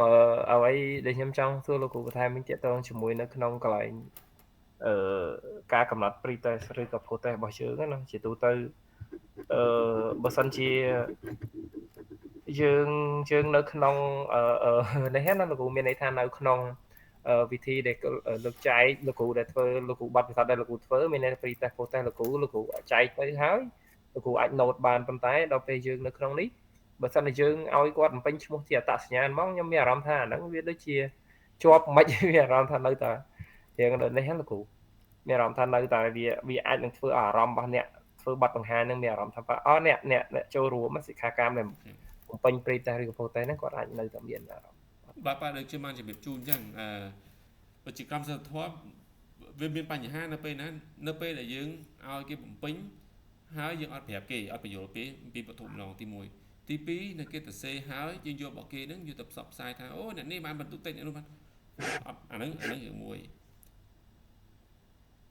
ប៉ុន្តែនៅពេលដែលយើងបញ្យល់គេណែនាំគេហើយយើងកាន់ចំហថាយើងអត់មានទៅផ្សព្វផ្សាយជនទី3ឬក៏ជាសាធារណៈអីអាហ្នឹងវាអត់ជាបញ្ហាទេជាពិសេស consensus អាហ្នឹងណាប៉ុន្តែវានៅមានអារម្មណ៍របស់សិក្ខាកាមតែគេបាទគិតមើលថាធ្វើមិនបើសិនជា Google Form តាមកន្លែងហ្នឹងត្រូវខ្ញុំយល់ស្របដែរប៉ុន្តែក្នុងករណីតែបើយើង inform ទៅកាន់គាត់ព្រោះតែឥឡូវនៅក្នុង pre-test ឬក៏ post-test របស់យើងបានដាក់ឈ្មោះហើយយើងថាយើងត្រូវការឈ្មោះគាត់អញ្ចឹងយើងមុនពេលដែលយើងដាក់ pre-test ឬក៏ post-test ហ្នឹងយើងសុំការអនុញ្ញាតគាត់នៅក្នុងពេលហ្នឹងបាទអាហ្នឹងកុំឲ្យអារម្មណ៍ដូចគ្រូផុននិយាយឡើងថាអារម្មណ៍វាឡងណាយើងគាត់អារម្មណ៍នឹងឡងទេហើយចំណុចសំខាន់មួយទៀតគឺសរសេរនៅក្នុង research finding យើងអត់បង្ហាញអត្តសញ្ញាណរបស់គាត់អូខេហ្នឹងត្រូវបាទខ្ញុំគិតបាទនេះទៅមួយ ethic របស់ research អញ្ចឹងបាទអត់អីទេលោកគ្រូផុនពីប៉ុន្តែលោកគ្រូសំខាន់លោកគ្រូបញ្ជាក់អញ្ចឹងលោកគ្រូឃើញនៅក្នុង tool ទេគេសរសេរឧបករណ៍នេះធ្វើឡើងដើម្បីប្រមូលទិន្នន័យនេះហើយព័ត៌មាននេះមិនបានបង្ហាញទេអញ្ចឹងណាបាទនៅក្នុងនឹងក៏ដោយនៅក្នុង Google Form ក៏ដោយខាងលើកន្លែង description របស់ test របស់លោកគ្រូសេឧបករណ៍នេះរៀបចំឡើងក្នុងវត្ថុបំណងប្រមូលទិន្នន័យដើម្បីឆ្លើយតបទៅនឹងវត្ថុបំណងនៃការស្រាវជ្រាវលើប្រធានបទបាទព័ត៌មានបុគ្គលនៃទិន្នន័យនេះមិនប្រើសម្រាប់ការស្រាវជ្រាវប៉ុណ្ណោះហើយមិនបង្ហាញអំពីអត្តសញ្ញាណសម្រាប់ទៅដល់ជនកណាឬក៏អីហ្នឹងទេតាមរយៈការបំពេញខាងក្រោមនេះមានន័យថាបេក្ខជនឬក៏អ្នកចូលរួមនឹងបានអានជាមួយនឹងនេះអីត្រឹមត្រូវមានយល់ខ្ញុំនិយាយហ្នឹងបាទយល់លោកគ្រូតែប៉ុណ្្នឹងឯងហើយលើកទឹកចិត្តគាត់មិនគាត់តែអត់បញ្ហាទេពីព្រោះអានេះវាមិនមែនជាដូចយើងប្រឡំបាក់ដប់គេឲ្យ high stake វាមិនមែនដល់ប៉ុណ្្នឹងទេអញ្ចឹងណាបាទហើយក៏អត់ manipulate ដែរតោះណាអត់មានអង្គអ្នកនេះខ្វះ6នាក់មកតែថែមធ្វើមិនបានក៏6នាក់អូបាទធ្ងន់ហ្មងបាទនឹងអត់បានទេអូខេណាបាទតែអញ្ចឹងមានអីទៀតទេបើនេះយើងចូលនៅក្នុងរបៀបវគ្គទី2គឺ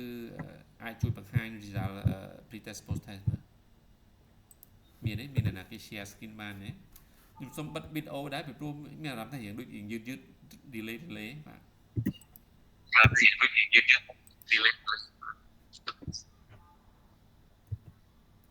បាទអាច សុខនបើកចេញអាបោះតែបោះបើអត់ផង នៅតែឲ្យវិបុលអ្នកបើកដដែលទៅដោយសារតែខ្ញុំនៅតែឲ្យវិបុលបើកអាហ្នឹងបើកជា editor ណា invite ជា editor ហ្នឹងខ្ញុំនៅតែបើកបានទេខ្ញុំមិនដឹងថាមានបញ្ហាអីទៅហ្នឹងវិបុល ខ្ញុំដូចជាបានអាចអត់អីឲ្យនេះវិបុលអ្នកបើកហ្មងទៅ និយាយ រួមគ្នាយើង 4-5 នាក់ហ្នឹងគឺអាចជា editor ទាំងអស់គ្នាហើយដល់ទៅថាបើអត់បានខ្ញុំអត់ដឹងតែនិយាយថាម៉េចទៀតហើយនេះព្រោះខ្ញុំអស់លទ្ធភាពក្នុងការចេះបច្ចេកវិទ្យាព្រោះបើអស់ហើយដូចជាគ្រូយីបានដាក់ editor ដែរគាត់បើបានហើយគ្នាយើង 2-3 នាក់ទៀតបើអត់បានខ្ញុំអត់ដឹង បោះវិបុលខ្ញុំបើកបានប៉ុន្តែបោះគ្រូយីខ្ញុំបើកបានទេ អូខេ បោះតែហាត់ខ្ញុំបើកព្រីតេសបាន បាទអញ្ចឹង nice បង្ហាញមក ឥឡូវបោះតែនៅកម្ពុជាដោយសារខ្ញុំឲ្យកម្ពុជាដាក់ពួកខ្ញុំ editor ពេលខ្ញុំបើកបោះកម្ពុជាចេញឲ្យបើកបោះវិបុលបានឥឡូវវិបុលណៃស្ទែព្រីតេសលោកគ្រូតិចទៅហើយខ្ញុំប្រើ ខ្ញុំចង់ជំរាបសួរលោកគ្រូចំណុចហ្នឹងហើយពាក់ព័ន្ធនឹងព្រីតេសនឹងប៉ុសតេសពាក់ព័ន្ធនឹង responder វាចង់និយាយថាអត់ដូចគ្នាអញ្ចឹងនៅពេលដែលយើងសេ report ទៅសេមិនទៅលោកគ្រូពាក់ព័ន្ធនឹង average គាត់អាចចាំនិយាយសិនគាត់ណាបតនៈថ្ងៃអនាគតអាចនឹងប្រើ pre-test post-test នៅក្នុង Google Form ណាឥឡូវតាមដែលខ្ញុំស្ដាប់មកដូចជានិស្សិតធ្វើពី file ផ្សេងគ្នាតែគេដូចជា file ហ្នឹង file តែមួយរបស់វិបុលឯលោកគ្រូវិបុលអ្នកធ្វើតែមួយលើ file តែមួយឯប៉ុន្តែដោយសារតែថ្ងៃធ្វើហ្នឹងវិបុលអត់បាន add ពួកខាងខ្ញុំអីបងលក្ខណៈជាឬក៏បងនរៈជា editor ណាហើយដល់ពេលអញ្ចឹងពេលដែលកែសម្រួលហ្នឹងគឺខ្ញុំឯងចូលទៅកែសម្រួលនៅលើ computer របស់បងជីដែលគាត់មានតែ2អ្នកបងជីជា editor ហ្នឹងឯងដល់ពេលខ្ញុំទៅមើលទៅអញ្ចឹងណាលោកគ្រូបាទអត់អីប៉ុន្តែនៅក្នុងហ្នឹងគេមាន tick ដែរបាទធ្វើជា pre-test ឬក៏ធ្វើជា post-test ដែរបាទលោកគ្រូបាទអូខេត្រឹមត្រូវអូខេហ្នឹងហើយបងលក្ខណៈបើកកុំព្យូទ័រទៅដោយសារខ្ញុំអត់បានប្រើកុំព្យូទ័រមិនឃើញអ្នកគ្រូអ្នកកន្លះ share ការតែមិញហ៎បាទព្រីតេសមិញខ្ញុំសាក់ share ម្ដងទៀតមកលោក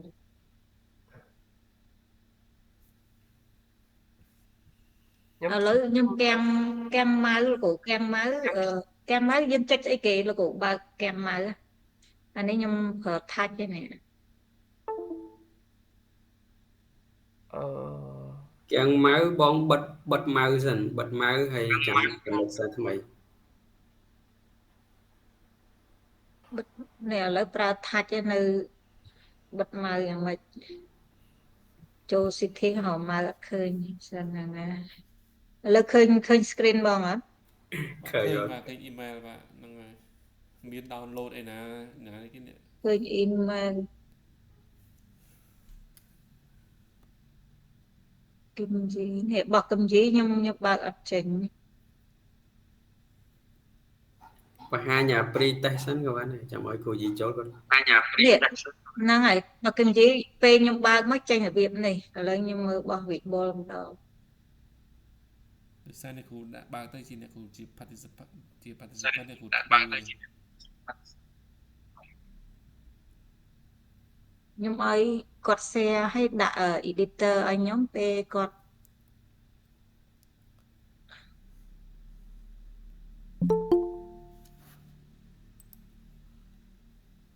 មិនចេញចេះវិញទេអានេះអ្នកគ្រូមើល response បានទេនេះមុនបើកចេញចាបាទនេះមើលបានបងចាបោះចាមើលបាន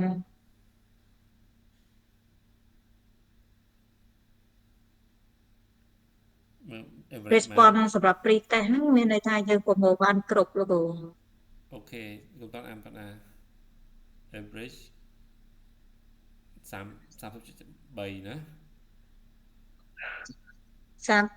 38ប៉ុន្តែពេលមករៀនជាក់ស្ដែងបានតែ36រហូតអប្សង2 អត់ទេខ្ញុំមើលបន្ទុកមានថាបន្ទុកដែលវិបុលដាក់ហ្នឹងរៀបចំ pre test ហ្នឹង people ហ្នឹងគឺទាំងអស់66បន្ទុកតែគេចាបាទហើយបន្ទុកដែលបានហ្នឹងគឺជាមធ្យមណាមីនណាគឺ 30.33 លើ 66 ហ្នឹងតែមេយ៉ានគឺស្ថិតនៅក្នុង30ហើយរងត្រឹម6ដល់51ឯងអត់មានណាគេលោតរហូតដល់66ឯងឃើញទេអាននៅលើនឹងដាច់ទេអាននៅលើនេះចាលោកហ្នឹងឃើញគេដាក់ average median ជាមួយនឹង rank នេះ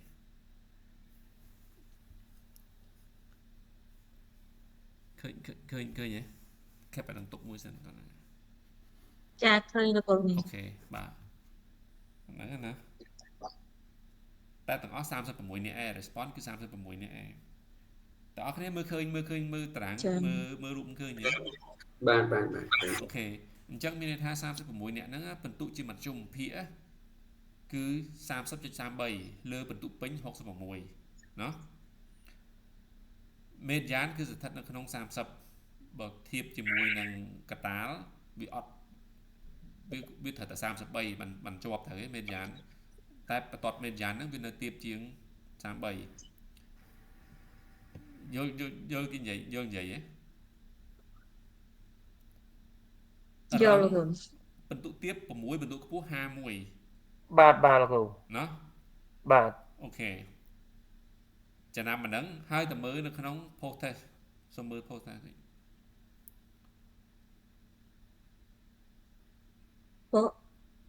post test កំនិញខ្ញុំអត់ចេញទេលោកបាទ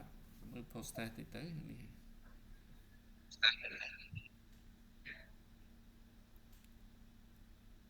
តែមិនឃើញលោកគ្រូកំយីចូលបន្តិចទៅតែកំយី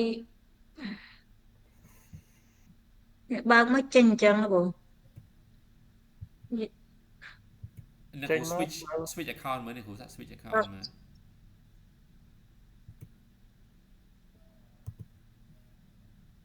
អ្នកគ្រូ click switch account គាត់ផ្ញើមកអ្នកគ្រូ account នេះគេinvite to respond ចូលក្នុង Gmail អ្នកគ្រូបើកមីសិនកុំតាន់បើកមីសិនអ្នកគ្រូបើកមីសិនបើក email របស់លោកគ្រូយីផ្ញើមកវិញណាចានេះលោក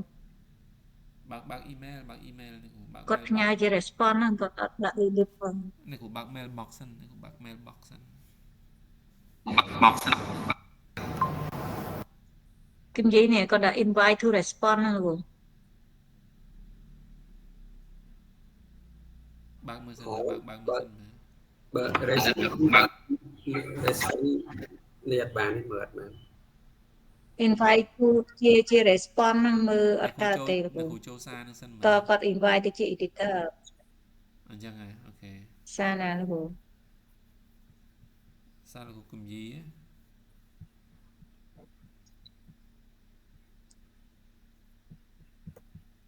នេះគ្រូមិនឲ្យគំយីគាត់ដាក់បើកវិញទៅណាគ្រូគំយីគាត់ជូនលោកគុណទៅវត្ត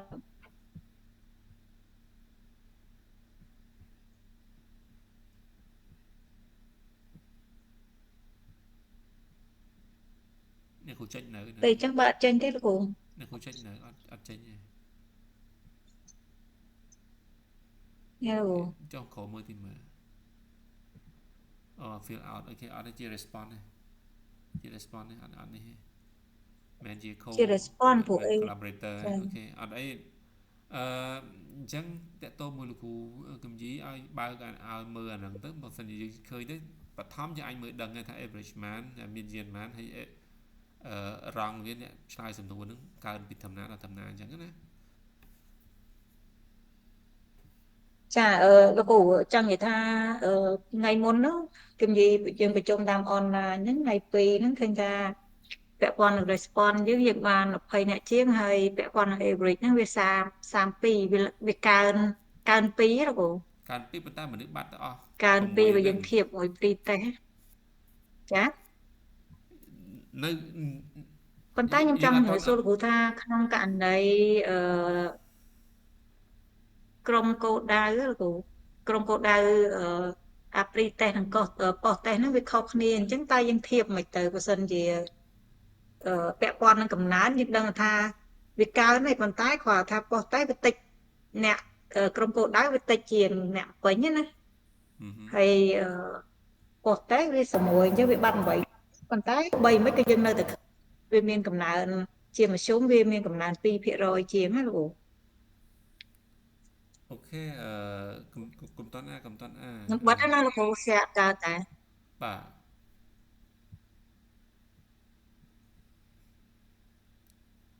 អានឹងទៅតែពួកខ្ញុំទៅសេជា report ខ្ញុំ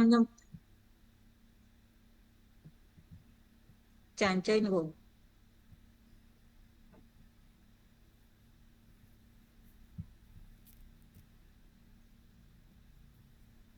លោកសុលគូពេលអញ្ចឹងខ្ញុំពិបាកទៅសេកន្លែងឋានបន្តិចគ្រូដោយសារពាន់នឹងនេះណាលោកពីតេស្តប៉ុសតេស្តយើងបើសិនជាយើងទៅសេពាក់ព័ន្ធបង្ហាញដល់យើងដឹងថាវាមានការកើនឡើងប៉ុន្តែក្នុងករណីហ្នឹងតើយើងគួរតែសរសេរមិនតើបងការកើនឡើងសំខាន់ខ្ញុំអត់ទាន់ឃើញមាន average man median man ហើយជាមួយនឹងអារង់ប្រមាណឧទាហរណ៍បារង់ណាយើងនេះក៏ដោយឧទាហរណ៍ថាពីសល់គ្នាតែ10នាក់ឯងប៉ុន្តែរង់ពី45ដល់66ឧទាហរណ៍អញ្ចឹងណាអញ្ចឹងអានឹងក៏អាចអធិប្បាយបានដែរយល់ខ្ញុំនិយាយប៉ុន្តែគ្រាន់ថាឥឡូវខ្ញុំអត់ទាន់ទោះបីជាចំនួនអ្នកចូលរួមពួកខ្ញុំលុបចេញវិញលោកគ្រូដោយសារនៅពាក់ព័ន្ធនឹងយើងមានតែលទ្ធផល pre test ហើយពេលដល់ post test responder យើងវាអត់គ្រប់ចឹងពេលអញ្ចឹងខ្ញុំលុបចេញអាចំណុចហ្នឹងវិញណាគ្រូបាទនេះរបាយការណ៍សម្រាប់របាយការណ៍នេះណាបែរដាក់ NI ហ៎ចារបាយការណ៍ចាគ្រូរបាយការណ៍នេះសម្រាប់ធ្វើគេខ្ញុំរបាយការណ៍ដំណើរការវគ្គពួកខ្ញុំធ្វើជូនលោកគ្រូអូខេបាទចានៅក្នុងរបាយការណ៍ហ្នឹងខ្ញុំដាក់យោងហើយដាក់ពាក់ព័ន្ធនឹងអ្នកចូលរួមហើយបង្ហាញពីគោលបំណងហើយនឹងដំណើរការវគ្គបាទចាំអញ្ចឹងខ្ញុំចង់ជំរាបសួរលោកគ្រូបញ្ជាក់ពាក់ព័ន្ធនឹង pre test post test ហ្នឹងតើនៅក្នុងហ្នឹងយើងក្នុងករណី responder គាត់បំពេញបានតែ28នាក់ហើយpre test 36អញ្ចឹងពេលដែលយើងទៅសេហ្នឹងតើយើងគួរតែធៀបថាមេយ៉ាននិង average នេះនៅ pre test និង post test នេះទោះបីជា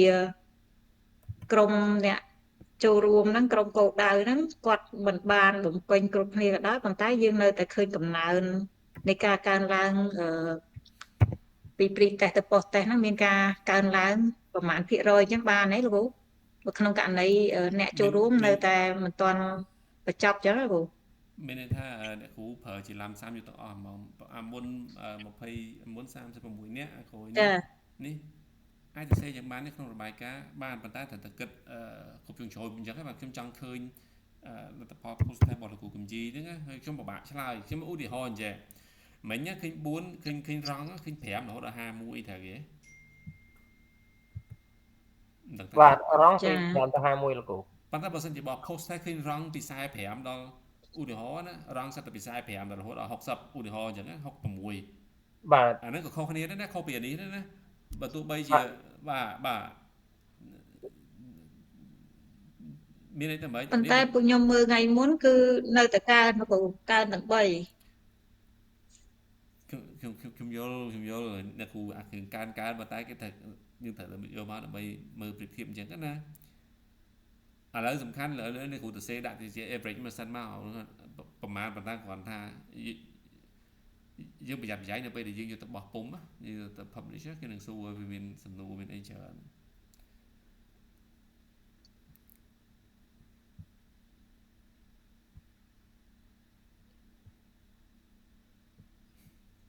อันนี้ระบายការទៅនេះគ្រូ តែកម្ពុជា អត់អីទេចាំ ចា មើលទៅ របាយការណ៍ សប្តាហ៍ក្រោយយើងជួបគ្នាបានទេឬក៏អនឡាញទៀត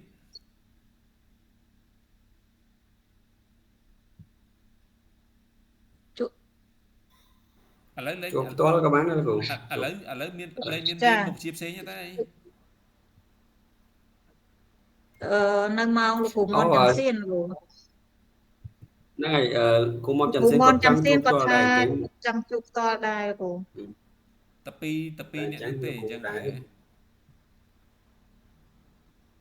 បាទ ចាតែពីរអ្នកទេ តែ លោកគ្រូ ពីរប៉ុន្តែខ្ញុំលោកគ្រូនៅឆ្ងាយខ្ញុំចេះថានេះអញ្ចឹងណាចិត្តខ្ញុំចង់ជួបផ្ទាល់ទេវាស្រួលនិយាយគ្នា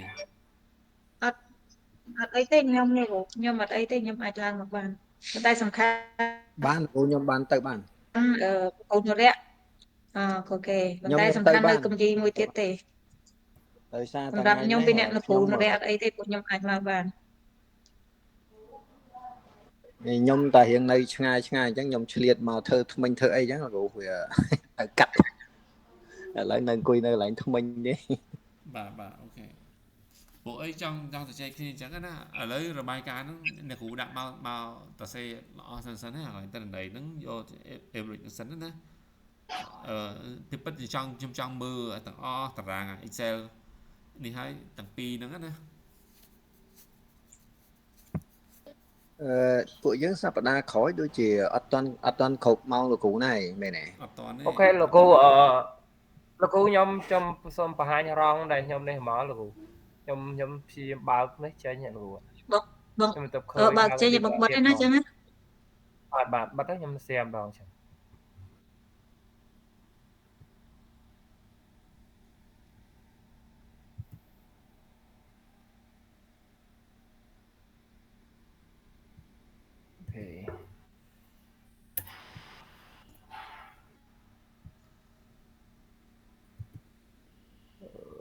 ចូលទៅកាន់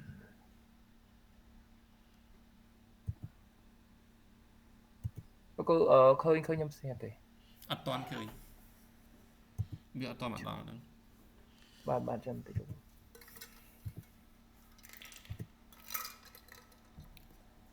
បាទអូខេទទួលបាន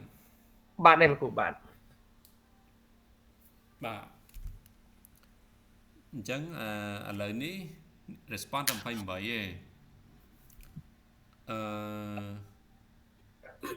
average គឺ39ណាគឺលើហ្នឹង បាទលើ មែនយ៉ាងទៅលើបន្ទាត់នេះដែរ បាទរងក៏ចឹងដែរលោកគ្រូ រងឃើញទេឃើញខុសគ្នារងកើនទាបបំផុតនៅក្នុងអ្នកដែលបានបន្ទុកទាបបំផុតកើន10បន្ទុក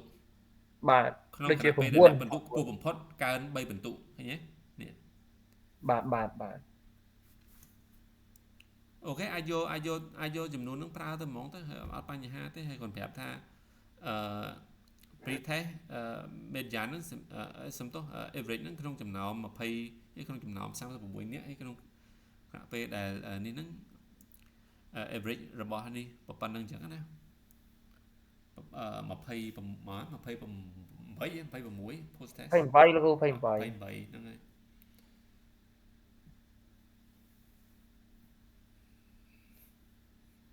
អូខេអ្នកគ្រូលក្ខណៈឲ្យតាមនឹងទៅហើយអ្នកគ្រូឥឡូវយើងចូលទៅមើលខ្ញុំសុំមើលនៅក្នុង menu skip តិចមើល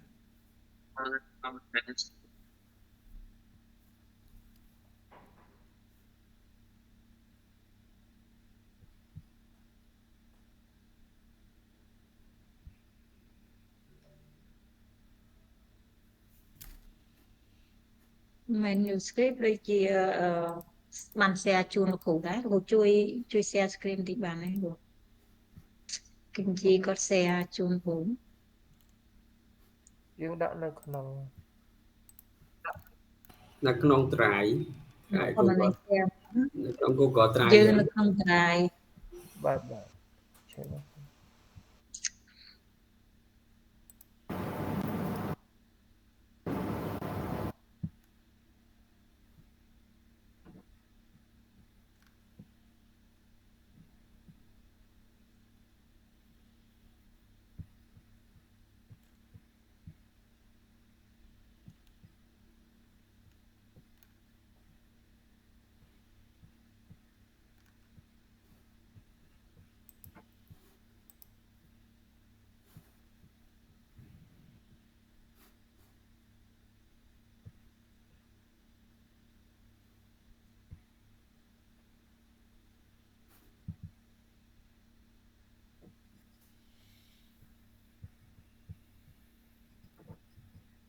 ឥឡូវដែលជួបលោកគ្រូសុផាជួបទៀតទេ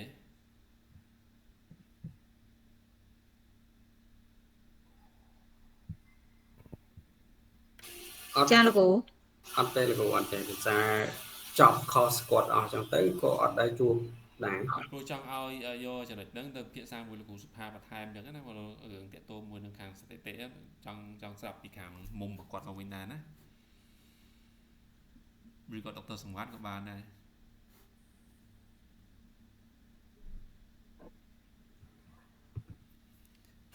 បាទលោកគ្រូបាទសុំម្ដងទៀតលោកខ្ញុំស្ដាប់អត់បាន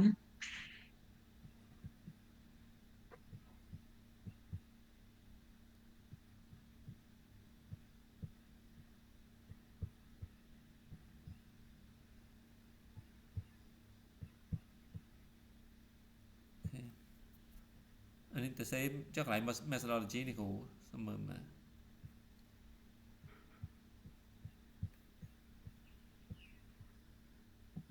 នេះលោកគ្រូ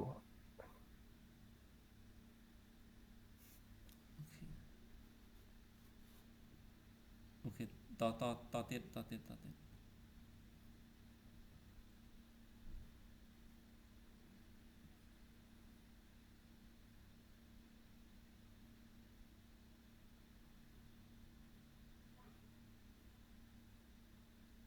simple test បើតែមួយណា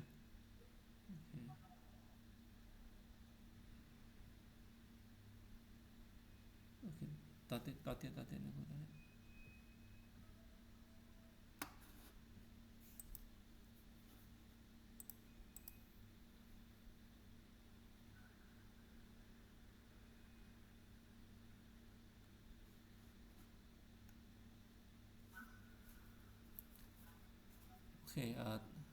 ទៀតឧបករណ៍សាច់ឈៀវ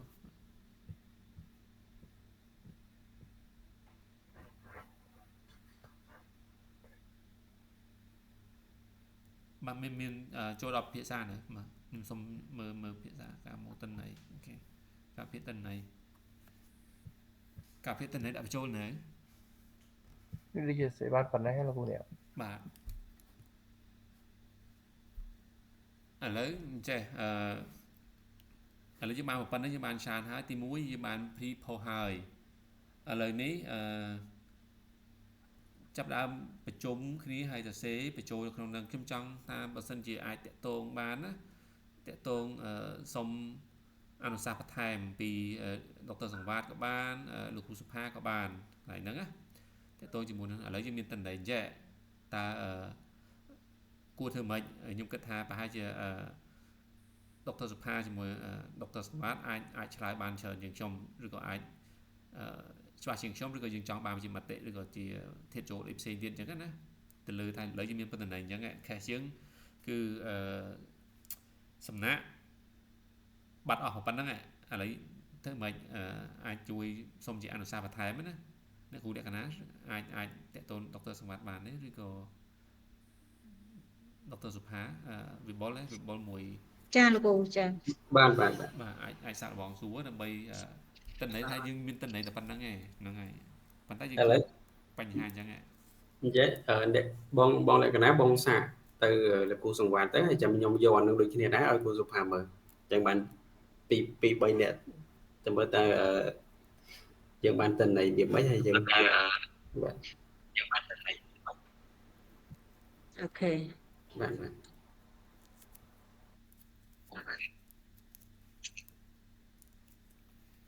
អញ្ចឹង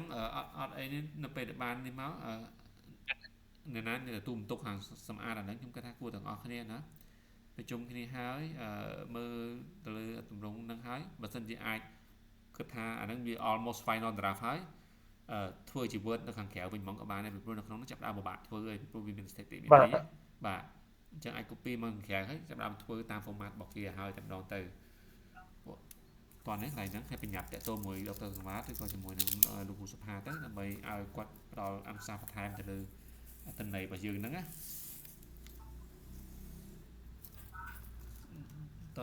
ណាបាទអូខេអញ្ចឹងហើយសូមបញ្ជាក់ម្ដងទៀត មុននឹងបញ្ចប់សម្រាប់ session ថ្ងៃនេះសម្រាប់ឲ្យ cell direct ហ្នឹងចូលទៅ check វត្តមានផងខ្ញុំឲ្យសមាជិកវត្តមានផងខ្ញុំឲ្យសមាជិកខ្ញុំ edit នឹងធ្វើនេះសិនអូខេចូលទៅ check វត្តមានហើយបន្តមកទៀតនៅក្នុងទម្រង់ cell direct ខ្លួនឯងនេះណាមាន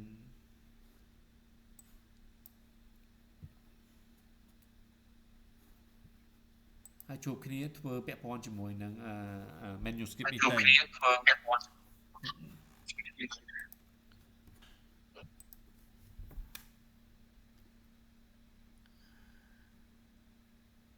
អញ្ចឹងសូមជួបសូមស្វែងរកគ្រូដុកទ័រសុវត្ថិមួយដុកទ័រសុផាដើម្បីសូមអនុសាសន៍បន្ថែម40ម្ដងទៀតសូមមានតម្លៃខ្ពស់សម្រាប់ការរៀបចំរបស់ក្រុមការងារដែលចុះទៅធ្វើទាំងការរៀបចំត្រៀមនិងការប្រជុំពិភាក្សាគ្នាដើម្បីរៀបចំសិក្ខាសាលាបំពន់សមត្ថភាពនេះហើយសិក្ខាសាលាបំពន់សមត្ថភាពនេះគឺជា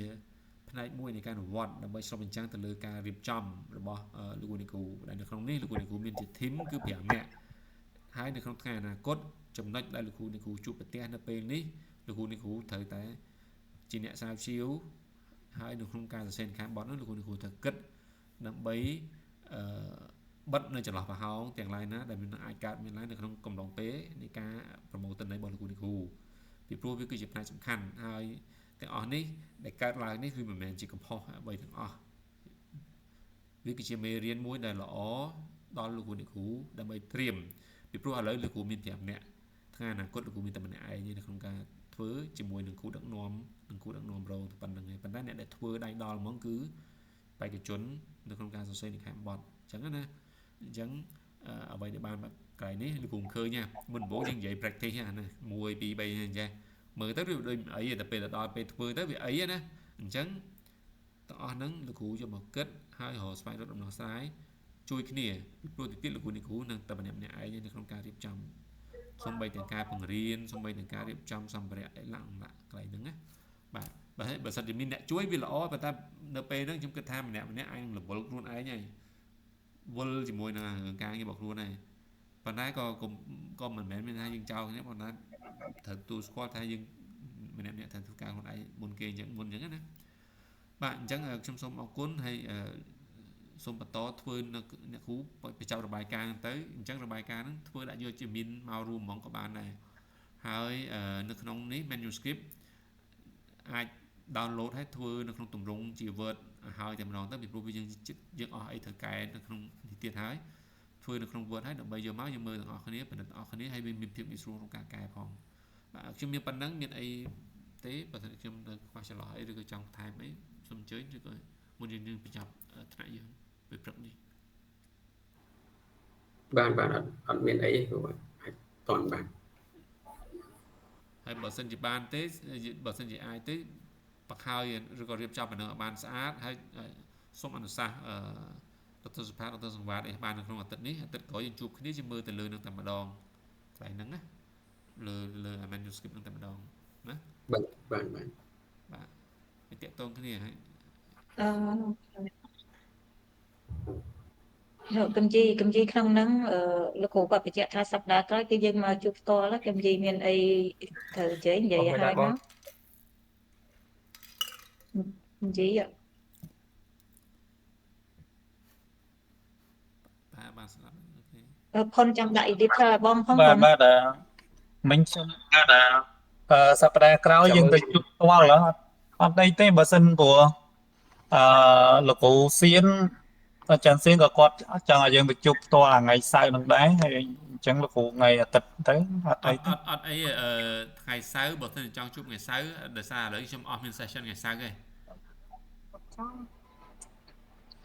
ថ្ងៃសៅរ៍លោកគ្រូមនចាំសៀនគាត់ថាគាត់បន្ថែមថ្ងៃសៅរ៍អាទិត្យពេញម៉ោងគាត់ដែរលោកគ្រូអញ្ចឹងហ៎អូខេអត់អីទេមួយថ្ងៃចាំមើលពីខ្ញុំចា2ថ្ងៃហ្នឹងពេញក៏បានដែរលោកគ្រូអត់បញ្ហាទេចាំពួកខ្ញុំតាក់ទងបញ្ជាក់ជាមួយលោកគ្រូមនចាំសៀនថាគាត់បរៀនថ្ងៃសៅរ៍ពេលណាខ្លះថ្ងៃអាទិត្យដល់ម៉ោងគាត់ហើយប៉ុន្តែថ្ងៃសៅរ៍គាត់ ពេញមួយថ្ងៃឬក៏គាត់កន្លះថ្ងៃមិនមកចាំពួកខ្ញុំ អូខេហ្នឹងហើយខ្ញុំផ្ដល់ព័ត៌មានមកខ្ញុំណាពួកអីខ្ញុំអត់ចង់ឲ្យអ្នកឆ្ងាយឆ្ងាយមកឲ្យខាតជើងឯងអញ្ចឹងណា ចាបង បាទអូខេអញ្ចឹងអរគុណច្រើនរីកtrongសប្តាហ៍ឲ្យបន្តធ្វើកិច្ចការងារយើងណាបាទអូខេអរគុណច្រើនបាទជំរាបលា អរគុណចាលោកចាជំរាបលា